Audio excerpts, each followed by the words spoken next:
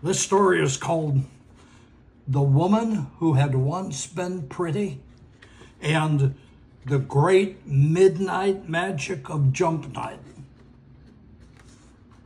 None of us had real names, for it seems names have roots into the earth that must be nourished. And as we had been on the road since an unremembered past, our real names had worn away.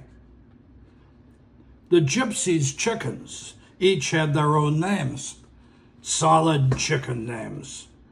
For each week they came out from boxes or trunks or wherever they had traveled and dug chicken toes into good dirt, thus feeding the roots of their chicken names.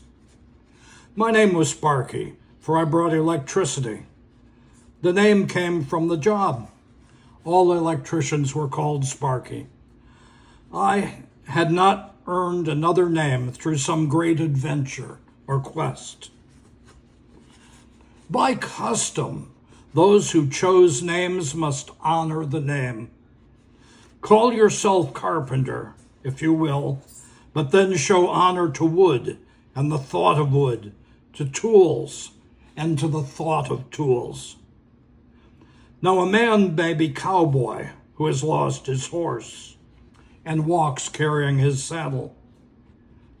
Cowboy may lose his saddle also and only walk under his hat. But the hope of a saddle and a horse must never leave him. Some names were heavy to carry. Choose Knight Rider, and you must evoke Harley Rolling Thunder, well-used road armor, and warrior confidence. A heavy name is a heavy burden. Since we had no friends but each other, we had learned to know what was at our backs, always to have something useful nearby that might be put to better use, and always to watch. Each evening, a great river of people began to flow with the coolness at day's end. We watched them, for these fish brought our livelihood.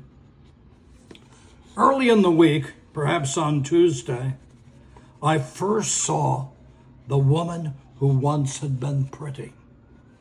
Nervous and apologetic in a shapeless house dress, walking behind the false man.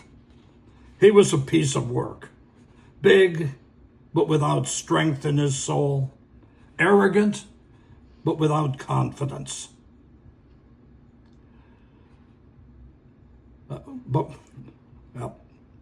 Arrogant, but without confidence in his heart, perhaps dangerous if revealed, but without capacity of his own, a well of weakness that had sucked prettiness from his lady. Coolness and the river had brought them. Night and darkness took them away again. So it ever was. Sunday was jump night. When lights came down, the grand show and false fronts folded away. Magic was put away in boxes, and tired men in old trucks went alone into the night.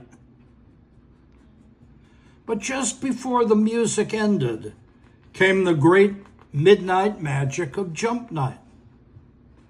The woman who once had been pretty walked alone where had run the river of people, carrying a worn shopping bag from a stylish store.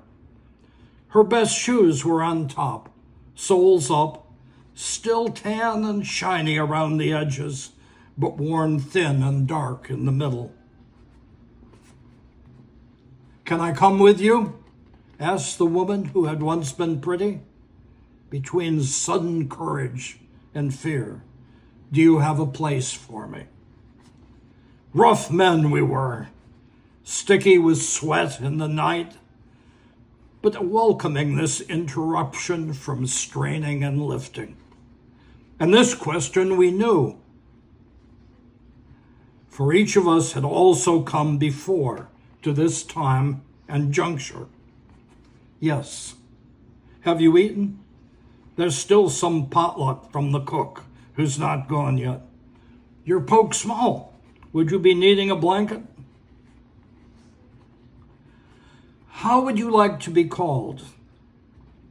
The woman who had once been pretty, clearly understanding this question, slowly searched on the ground for an answer, then quickly glanced at each of our faces and announced, Marilyn.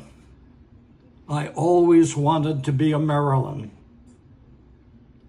The saying made it so. Who's loaded up in next house? Marilyn will need a hitch to the next town and a spot to bunk down.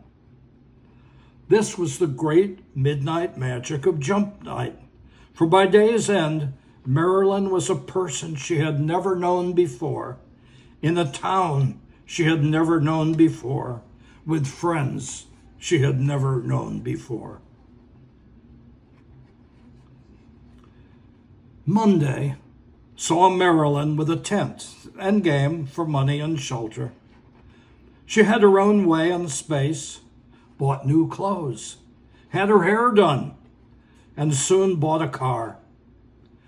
Marilyn conjured back youth and prettiness and drew eyes with her walk and manner.